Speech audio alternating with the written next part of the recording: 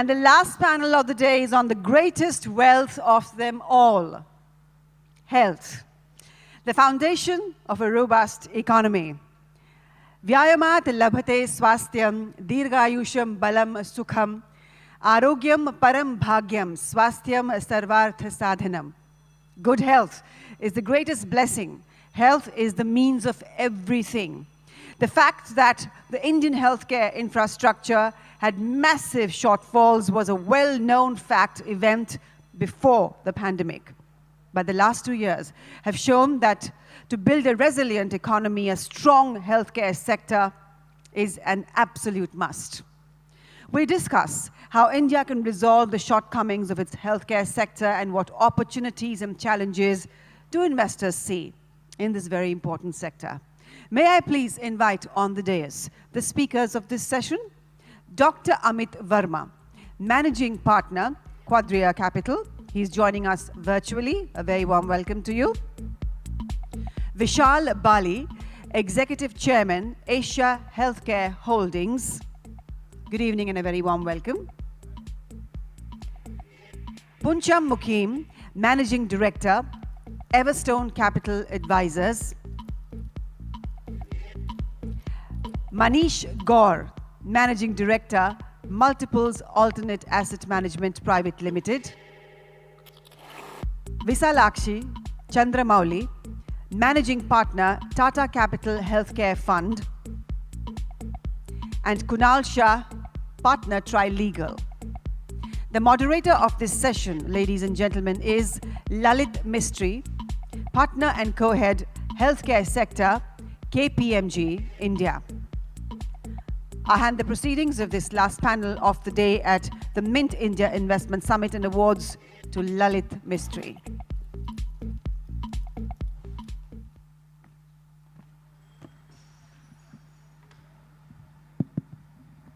Very good afternoon to everyone, and a very warm welcome to each one of you in this very interesting panel.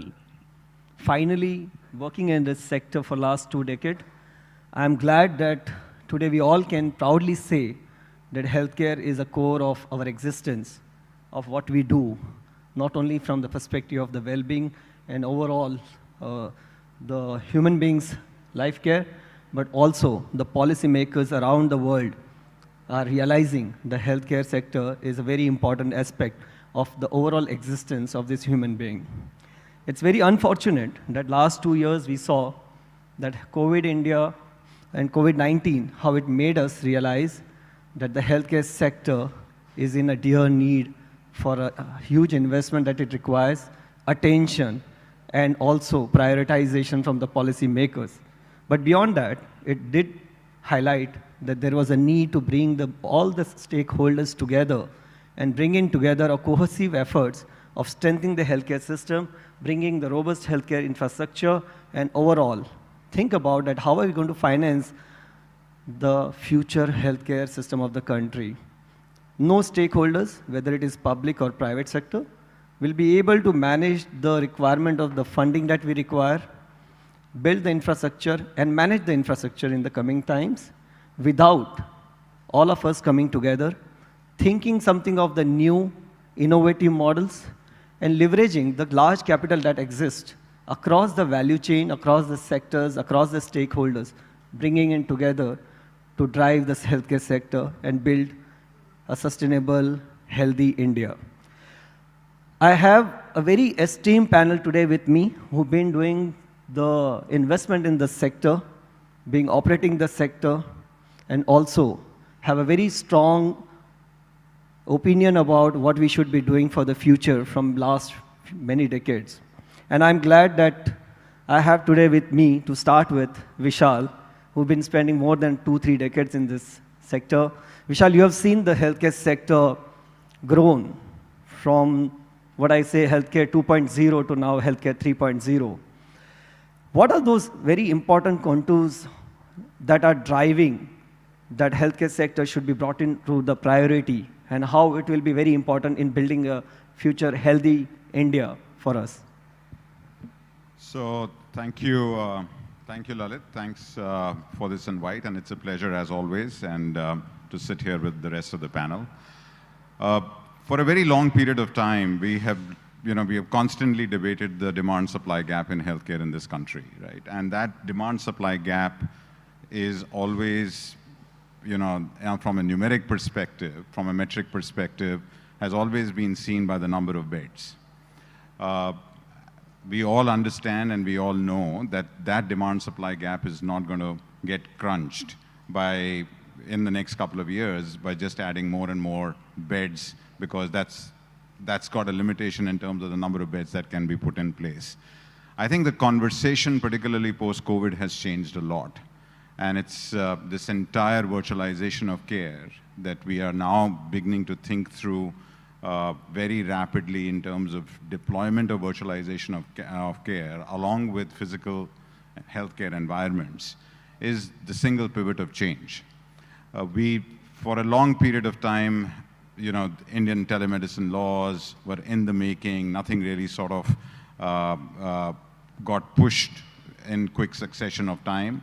But as soon as COVID hit, everything just changed.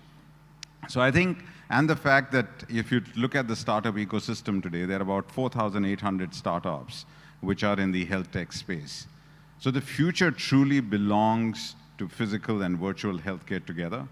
I won't be surprised if in the next couple of years, and when I say next couple of years, maybe in the next 3 years, we'll have about 10 to 15% of our first-time consults actually go virtual. So what needs to be done is enablement. Again, from a policy perspective, I think forever, the government has been wanting to spend, or at least has a vision to spend about 2.5% of its GDP on healthcare. None of it has happened so far, but it needs to happen because we can't continue to have a public healthcare spending of just about 1% and rest of it coming from private healthcare. Second, I think enablement of virtual care, given the fact that more than 900 million people in this country are going to be sitting with internet access, is really the path to go. And I think if we are able to bring both of these together, we will see a very different healthcare world over the next half a decade. Thanks to the challenges of COVID, but also thanks to the opportunities that COVID has thrown at us. So going forward, the gap that exists in the Indian health system, the biggest challenge is availability of the human resources, which is going to continue to exist as we expand the healthcare value chain with the new innovative models, ecosystem of startups, and also a new way of delivering the care. How do you see this challenge being mitigated by the private sector or by the public sector to enable the growth of the sector? Because this is going to be the core of this and foundation of this growth from here now. We do know that last 2 years there was a huge investment in the sector. Public and private sector invested in this sector. But biggest challenge is availability of the human resources in public and private sector. How that will be taken care? So Lalit, I think the biggest challenge is definitely going to be not capital. It is going to be people. Because I think there is enough and more capital, and with all the capital that is even sitting in this room today, there is enough and more to be deployed behind healthcare enterprises. But I think people is going to be the main crux.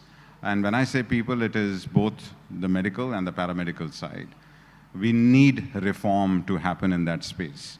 We need massive reform, while a lot has happened in terms of the medical education side, but I don't think that's even today enough. You can't be building medical colleges and 10-acre campuses, right? Because all of that needs to change.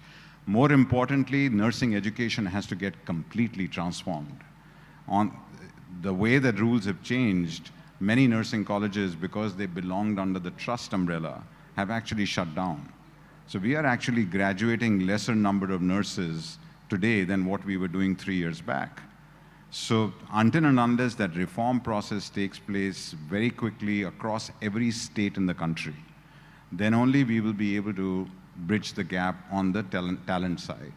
Obviously, I think the third big factor is also management talent. But the good thing is that you now have more and more people coming into the healthcare sector from other sectors, which is good because they're bringing new ideation. But to my mind, I think until and unless we resolve for the medical and the paramedical talent, no amount of capital will be good enough. As you rightly said, the availability of the capital will not be a challenge, but availability of the human resources will be a challenge for the healthcare sector, which has been a challenge for last many decades. But the important thing is the way the healthcare sector is shaping and the way the consumer is demanding the healthcare in India. It will require a very skilled, large number of human resources to fill this gap, and very immediately, in fact, on a high priority. What also is happening is that availability of the capital, although has given the growth to this sector, one of the biggest challenges, all of this growth is happening in compartmentalization. The private sector is working differently. The public sector is working differently.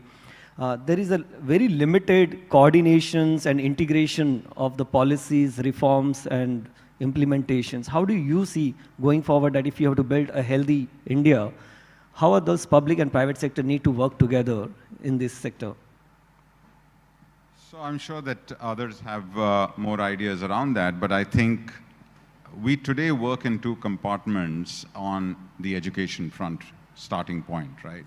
Unlike in many other parts of the world where clinicians in the private world actually have teaching assignments on the public side, and likewise, the public side participates with the private side, particularly on the clinical relationships. We don't have much of that in this country. So either you are sitting on the public side or you're sitting on the private side, and there is no integration. I think it starts from there, because if one were to look at the talent gap, which starts on the medical side, the fastest way is for the two sides to come together and work together. The second one, which I think has been done in bits and pieces and pockets, is this entire public-private participation, and nobody in the private side actually believes in that. Basically because it has been completely one-sided, where there are no returns at all for the private side. So if both have to come together and do a combined ecosystem, then the PPP model itself needs a new definition. Otherwise, it will remain in documentation. So that's another big area where, because there is a lot of infrastructure which is sitting on the public side, there is talent which is sitting on the private side. How can you even augment that talent to go and look up that infrastructure which is on the public side and work along with that?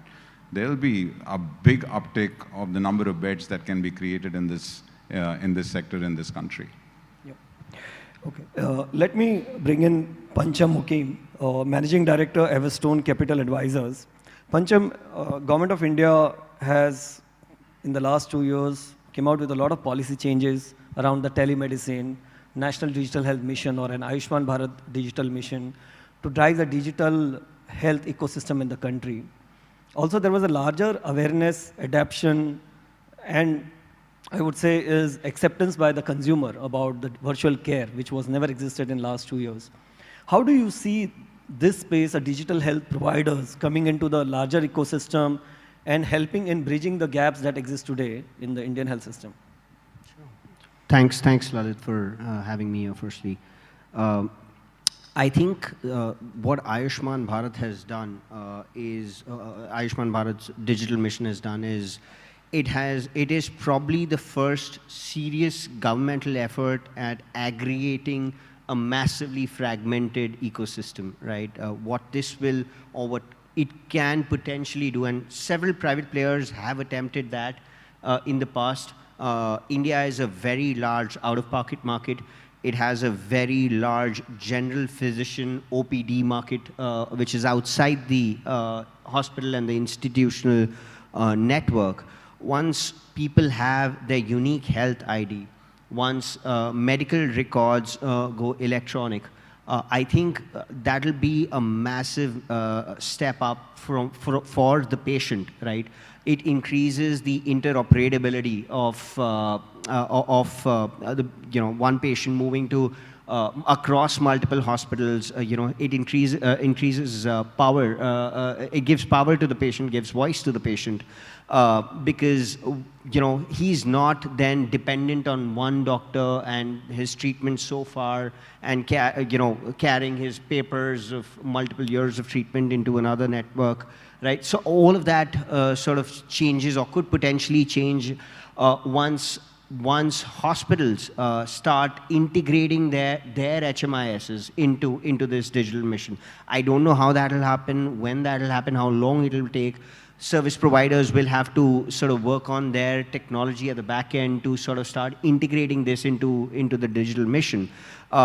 It's still some time away where full integration happens, but it's a great initiative where at least the patient has a voice now, and he, you know, the patient and his treatment is priority versus just, you know, doctors are gods in hinterland, for example, right? And that can change. There is more accountability that can come in, more data, and, you know, treatment methods will change, right? They'll be more scientific rather than just an experience, right?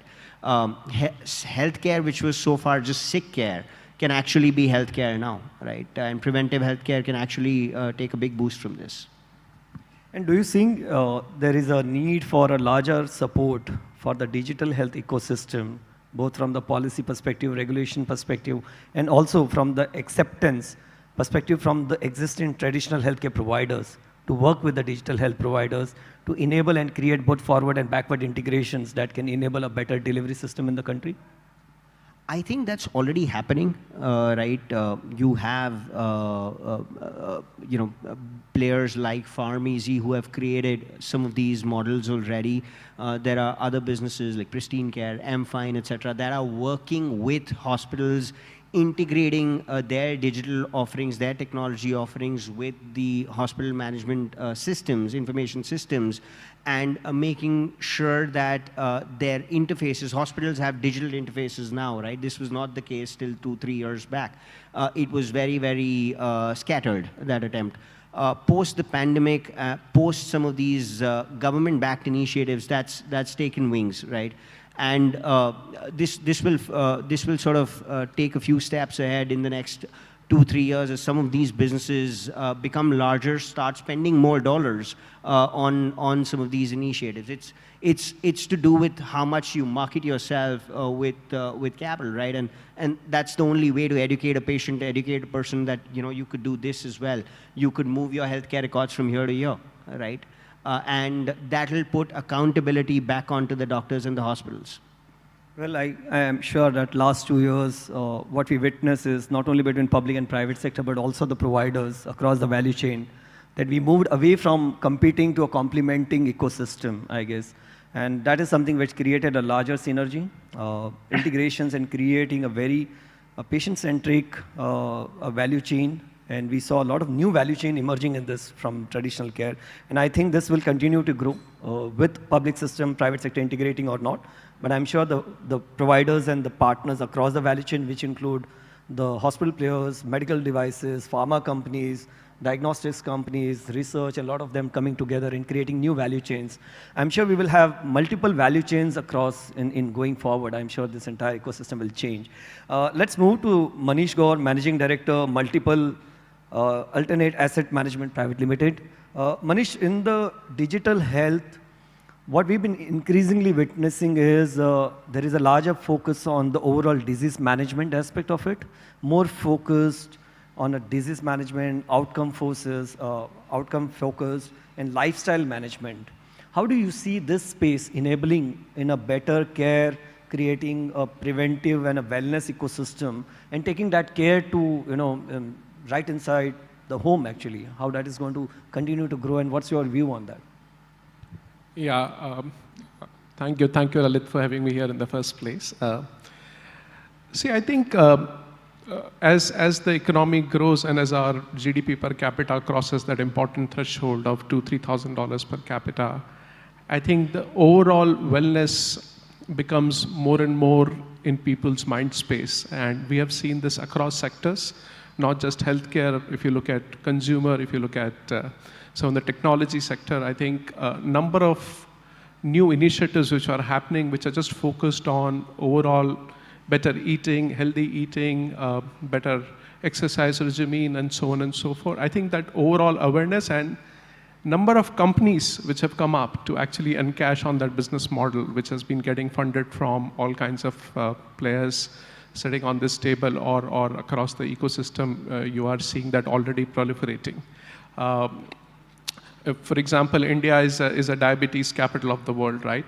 And we are seeing a number of companies who are trying to figure out how you can give comprehensive care to diabetic population, which is not just about continuous screening of blood sugar levels. It's also about what kind of food they eat, what kind of physical regimen they should have, and as well as what kind of preventive care their children can take because they are more susceptible to those diseases. And I think across all of this, we are also seeing technology play a very important role. As we say, every deal you evaluate these days is actually a technology deal, irrespective of the sector you are doing it in.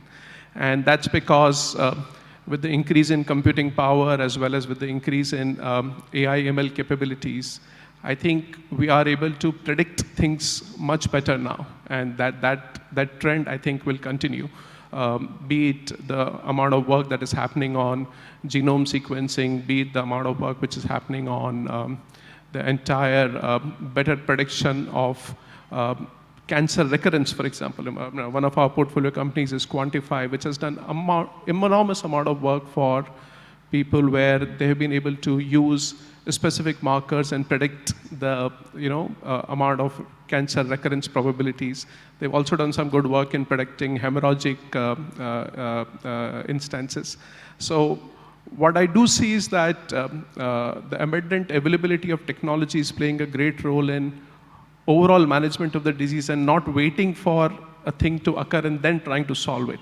And I see that trend continuing to accelerate at a very fast pace. Do you think we are moving towards a more value-based care and outcome-focused care in India, maybe not very immediately, but 5 to 10 years down the line? Are we moving towards that with your invested company and a lot of patients also looking at what is an outcome, what I gain by investing in the health, whether it is in terms of preventive healthcare or wellness? Do you think the consumer is now looking at what is that getting out of this care, investing in this? And do you think this is a kind of trend that you will see in going forward? Yeah, no, definitely. If you see the whole value chain, right, I think as you rightly pointed out, earlier healthcare was about you get a disease and then you try to manage it.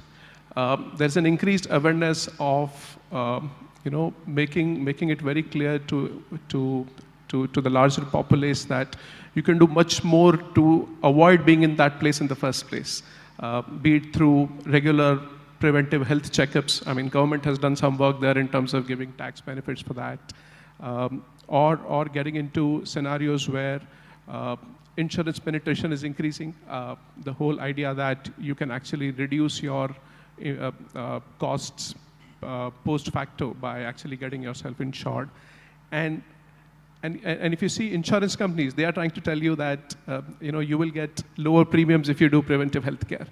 So I think people are trying to become less reactive and more proactive about the overall health management. And I do see, as I said, that will probably proliferate much faster because all these things you can do once you have reached a certain level of per capita income. I think initially you are more focused on survival. And I think as the economy grows, other factors come into play. And I think some of these business models are evolving and are growing very well. And I would see that a lot more holistic healthcare is likely to emerge over the next 5 to 10 years, supported by government initiatives as well as private capital. Great. Let's move on to Kunal Shah, partner Trilegals. Kunal, with the last 2 years, the policy changes that happened, the way the public and private sector have come together, the way the consumer or a patients have accepted the new change, emergence of the digital and virtual care, there has been a lot more adoption of new trends and technologies that have been existent for a long. How do you see going forward the overall regulatory framework changing? And what are those important contours that that are required to create a very robust ecosystem where both digital and the physical care can work together and the patient interest could be safeguarded going forward? Thanks, Adit. So, it's curious. Everybody on the table agrees that one of the biggest issues that we face in the Indian healthcare sector is the lack of human capital or trained people, which when you look at our country, which has a very high demographic dividend, and younger population, begs the question, what is it that we need to do at the back end to actually help healthcare? And that's where I think policies, regulations come in. So I'll give you a few simple examples, right? When you go to more developed countries, for instance, in every square kilometer or 10 square kilometers, there is a medical college, there is a nursing college, and there is a hospital. Now, the disparity in India, vis-a-vis at least just access to hospitals or even just primary healthcare centers between the urban centers and the rural centers is massive. So the government needs to bring in policies which help that. And what could those policies be? So, it was mentioned there's enough capital in this room. Generally, compared to 5-10 years ago, the access that India has, not just in the healthcare sector, but even in other sectors to capital is quite high. But the entry barriers for capital are so complicated. Let me give you an example. If you want to set up a hospital, even in semi-rural Punjab, for instance, your first challenge is where do you get the land? How do you identify land to get the hospital? Because the government is not necessarily going to provide it to you that easily. Your second question is your title diligence on the land. Your third question is your stamp duty on the land. By the time somebody gets into the process of setting up a hospital or even a primary care center, whether it's through purely private route or public partnership route, there is a level of exhaustion. And returns come in much later. I'm just saying, even if you want to look at this as a sociologically sensitive sector, where capital is required and PPP is required, the back-end infrastructure needs to be strengthened. So the policies need to make it easier to invest in healthcare. Now, whether that's nursing colleges, that's one side, whether that's more doctors, whether that's the availability of land, that's something that needs to be improved. I think he made a very interesting point on insurance. India is one of the larger, we are not a welfare country from a medical welfare perspective at least, because there is no, Ayushman Bharat has started, but there is a long way to go for that. So everything that a patient has to spend is out of his own pocket.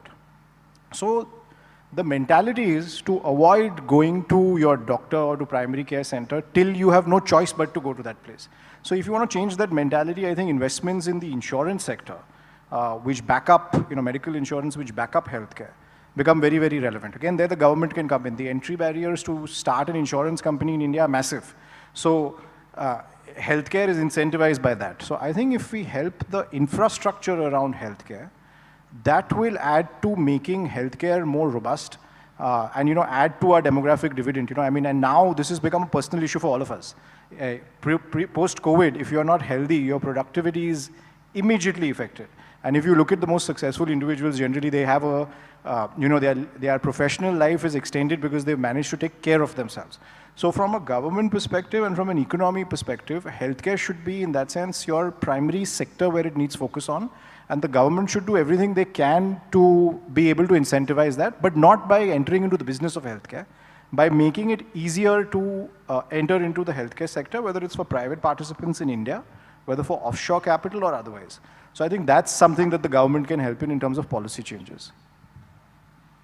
What we saw in last few decades across various other industries and sectors, government doing an economic development agenda, bringing in the policies, reform, resources, and bringing the public and private sector together. We have also seen recently in last 2 years that happening through a production-linked incentive for pharma and medical devices. Do you think now there is a need for creating similar ecosystem and economic development agenda for a healthcare sector, which not only makes the availability of the capital for the sector at a lower cost, but also there is a larger focus of support, as you said, on the regulatory aspect, implementation aspect, and also from the perspective of incentivizing, which you said, which when I speak to some of my friends in the industry, they say we get a land at the same price, we get electricity at the same price, we pay the salaries at the same line of what other industries pay. So what is an incentive for me to invest a 200 crore in a healthcare vis-a-vis with any other sector or any other industry? What's your view on that? Do we need that kind of an agenda? And what could be a role of a private sector, especially, how could we be part of this economic development for this sector? So I'll break it into two parts. The private sector just needs to be ready. That's pretty much the role of the private sector. The government, on the other hand, needs to And I'll give you a few examples of the kind of incentives the government can offer which can work, right? So for instance, let's say there is a platform which wants to set up 10 hospitals, right? And compulsorily has to set up 5 hospitals in rural areas or semi-urban areas. If the government can ensure that even if the capital contribution is the same, but they can minimize the time and process in actually setting up the hospital, then that will be great. Because most investors that we speak to don't necessarily have a problem in catering X percentage of any hospital to, let's say, the economically weaker section. The question is predictability. So, I mean, things like, tax breaks, stamp duty breaks, those are the obvious ones. But even if the state government and the central government don't want to lose revenue, if a greater degree of predictability can be introduced in acquisition of land, in, like a single window clearance as far as approvals are set up, having a more local level medical sort of statute of, like a RERA, for instance, but a more local level body, instead of everything being done at the central level or the state level, will really incentivize the private participants to come in a lot quicker in the healthcare sector. And the disparity that we see in our country, between cities and semi-urban areas and rural areas, will decrease a lot more. So that's where the government needs to work in, is on the back-end infrastructure. It's very important, in fact, to bridge that gap, because going forward, the ecosystem is expanding significantly. There is an exponential entry of the new entrants. The ecosystem is changing. The things that have not been addressed from last few decades will become more challenging for all of us going forward. Issues like the regulatory framework, the data privacy, who is responsible for managing overall, the data privacy aspect, who is going to take care of the patient, whether it is a remote health management providers or a hospital provider and all. There are many changes and many issues that are open and that will require an address. Let's go to Dr. Amit Verma, Managing Partner, Quadria Capital. Amit, you are around? Amit, can you hear? Yes, and apologies that I'm not there in person.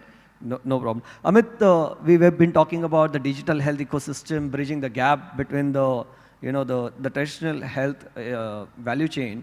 But one of the areas where the virtual care, the remote health management, or telemedicine, you can name it, how it is going to bridge the challenges that we have in the rural area, what we witnessed during the COVID time, the lack of availability of human resources, doctors, infrastructure in rural area was equally challenging as it was in urban area. How are the various private sectors, new business models, and going forward are going to bridge this gap, and what is the role that you see as an opportunity for the private sector to invest in the ecosystem, which is more focused on the rural health management? Thanks, Lalit. First, let me start off by saying something provocative. While we all know all the damage that COVID has done in the past 2 years, I view this as a once-in-a-lifetime opportunity to change the paradigm of how we deliver healthcare in our part of the world. Most of us who are doctors have heard dogmas of how medicine should be practiced in a certain way, and we weren't allowed to change it because everybody would shoo you away. This is this opportunity to change anything that we had thought was normal. And that's how, when I think about what needs to change, 3 important things. The advent of digital technology, which includes not just telemedicine, but also the wearable technology to get chronic care sorted out.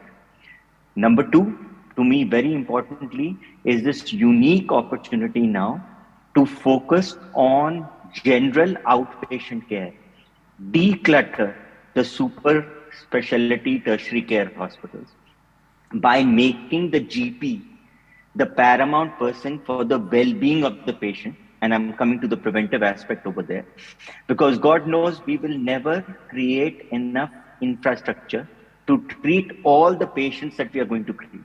It is just a matter of time. And the third most important thing, which is the paramount thing for everything that we do in this country, is making it affordable. Just because we are poor does not mean that we should get away with shoddy quality. So if you ask me, what we need to focus on now is to create reliable, reproducible health data. As mentioned by Pancham earlier, that while we claim to be the diabetes capital of the world, if I say there are 50 million diabetics or 500 million diabetics, both of us could be correct. We just don't have the data. So if we have to come up with reliable public health policies where both the public sector and the private sector can jump in, we have to start creating data. And to me, it then starts off an ecosystem where all stakeholders will get equally rewarded, and we will create P&Ls which will start to make sense, not just for the patient, not just for the provider, not just for the investor, but overall.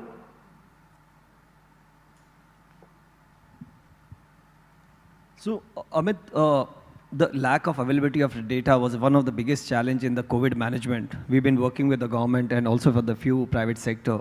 When we were looking at the data, to understand the health profile of the population, where the COVID was really spreading very fast, we had a very limited data of understanding about the population, their health profile, for enabling us to, have a very specific designed COVID response for us, and have a very strategic view that, what could be the patient profile which be most at a highest risk for COVID-19, depending upon the variant and all that.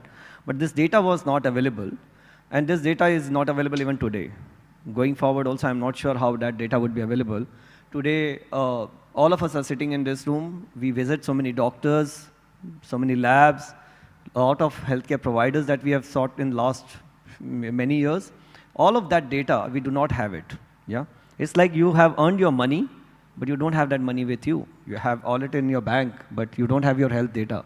Imagine your data that would be there with you for last 10, 20, 30 years.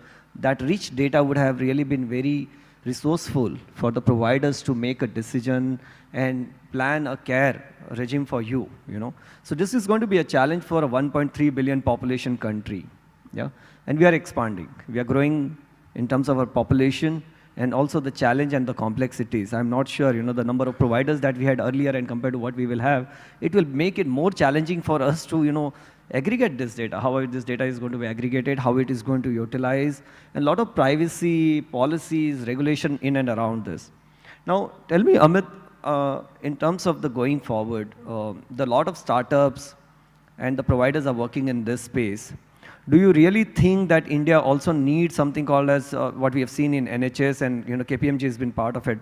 It is like donating your health data, creating a health data bank, where every individual actually signs up and say, I'm going to donate my health data towards the country or a health bank, which is going to utilize this data for analyzing and understanding the, the health profile of the geography or, in a population where we stay, and utilize this data in the better resource planning, overall health management, and also utilize in the better care and predict some of the infect which could prevent a lot of, diseases and the deaths in there. Do you think that India should also embark on such kind of a journey? At the cost of sounding provocative, Lalit, my great belief is that we in India function very well when there are two incentives. Either there's a stick or there's an economic incentivization to do something right. Hoping that people will voluntarily give up the data, I don't see that happening. I think where we spoke about what the government can provide, there are two areas where I think there could be a push of pushing towards everybody enrolling so that their EMRs are standardized. And that's where I do believe the greater incentivization for people to give up their data, that will certainly lead to it. My last comment here on this topic was that till we don't have the data, this rural-urban divide is going to get personified because of lack of resources that we will see in the rural areas. And that is what we need to focus on. And I am extremely bullish about creating business models which can be very viable if we are able to capture the huge volumes that are available in those markets. And as you start to see the democratization of healthcare, this will become increasingly important and has to be a go-to area for investors. Agreed. Now, let me go to Visa Lakshmi, Managing Partner, Tata Capital Healthcare Fund. Visa, you've been investing in healthcare startups and businesses. As Kunal mentioned that, the healthcare providers generally take a lot of time, to break even. There is a gestation period is very high. There is a regulatory framework, operating complexities, increasing challenges on various aspects of, the expansion and others. What are the key aspect that you suggest going forward, especially to focus on bringing in the innovation in this sector? Because at times this challenges actually kills the innovation at very early stage. You know, some of the innovation can help in prevention of the diseases, early identification of the diseases. But due to the challenges that exist in this sector, you know, which is legacy issues in the sector, also from the investor perspective, what are the challenges and what are the enablers that you think that can help us to bring in the innovators and the new startups in this sector? So thank you so much, Lalit.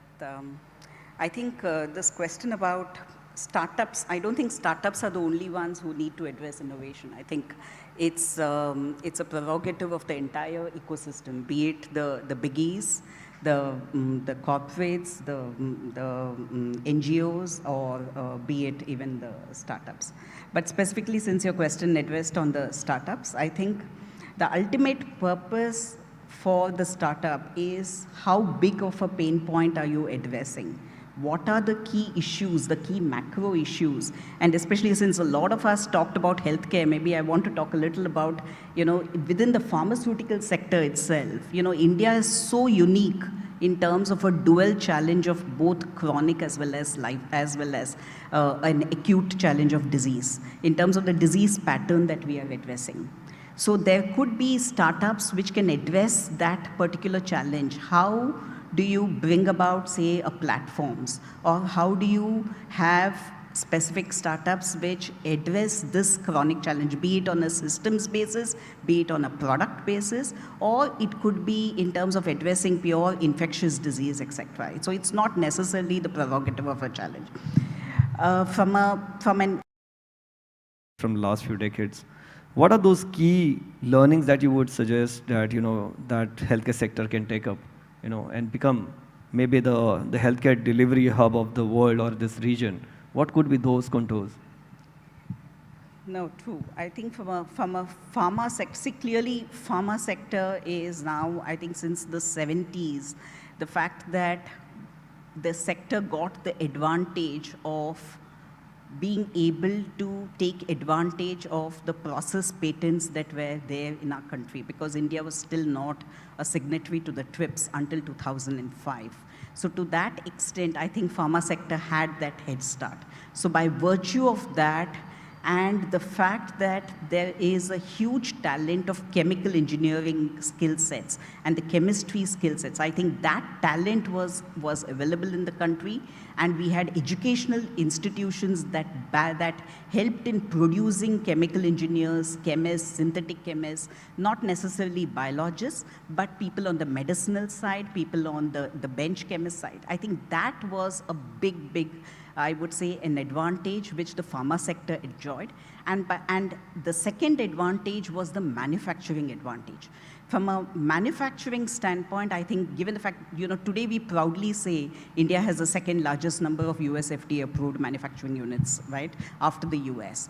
But it all started with the chemical engineering advantage. So we had the ability to manufacture for the world markets right from the start. So we didn't go sequentially. So we were not just domestic manufacturers. And I think over a period of time, through constant learning, I think those, you know, that's what made today, the pharma sector today the largest generics hub in the world.